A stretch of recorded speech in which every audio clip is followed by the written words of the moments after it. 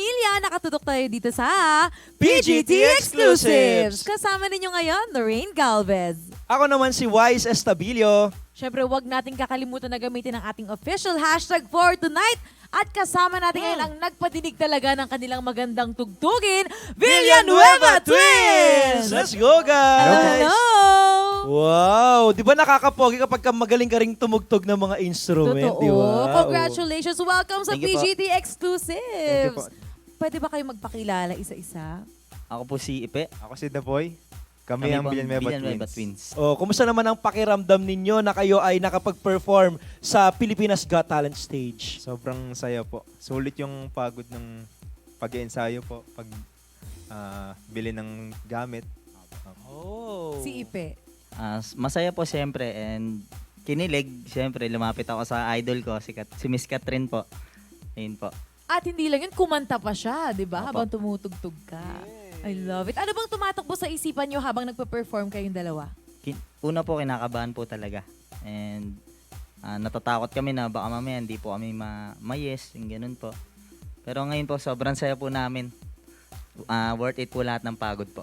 Yes, so din naman yun. Pero di ba na ano din kayo, basking? Opo. Ang basking ay isang uri ng, kwentuhan nyo naman natin mga audience, ano nga ba ang basking?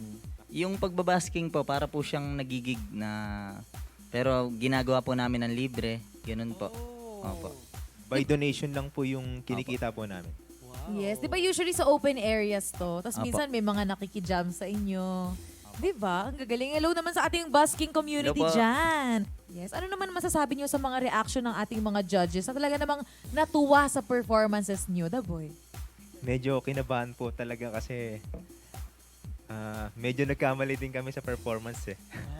Pero hindi halata. Hindi halata. Oo. Oo. Parang smooth pa rin nung ano yun, ng performance ninyo. Mga Ikaw naman. 99% po. Yung 1% 99. hindi na halata yun. Oo. Narinig natin yung comments sa ating mga judges kanina. Ano naman yung comment na pinakatumatak sa inyong dalawa? Tinignan ko po kasi talaga yung for improvement po eh.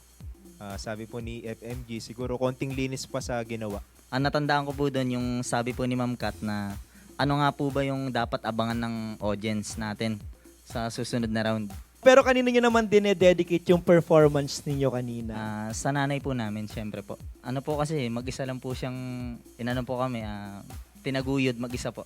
And for sure, sobrang proud ang mami ninyo sa inyo. Di ba? Kaya naman, congratulations once again sa Thank ating you po. Villanueva Twins!